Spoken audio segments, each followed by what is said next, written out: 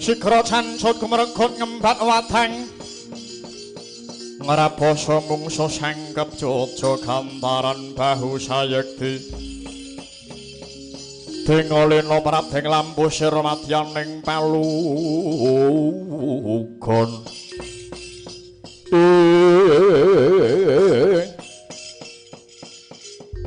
wau to kaya mangkono kandhek lampaira sang Raden Bratasena mapan ana tepining alas Tebrasara mapane ana Gunung Wreksamuka ya Candramuka mangu gung mangarang jegret datan obah datan musik hanganyam-anyam jroning Waredaya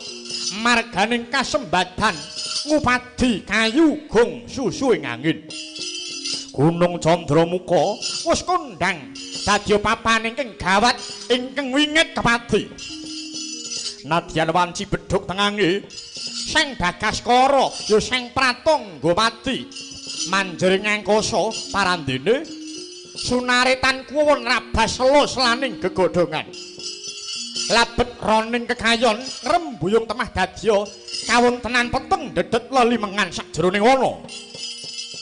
kawimbuhan swaraning kewan galak pambanging asu wajak tuwin singa barong saya nambahi kekes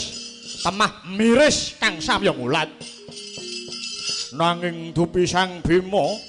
eling pepuntaning tekad jibeg bebeking galih sigra ngipatake mangu-manguning driya golong giling sedyanya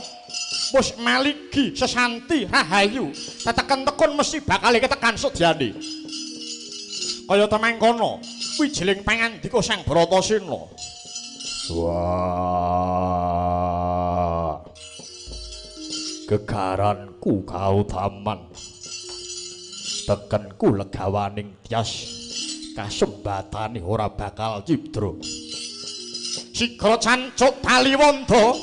cancut ujaring ngacincing taliwonda angen cengi sawet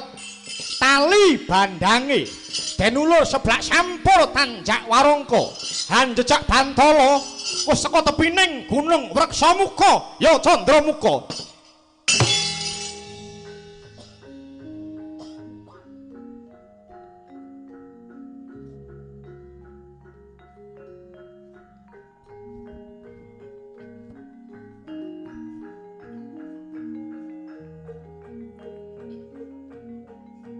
Cumangka hangro serusum parlindu bumi gonjeng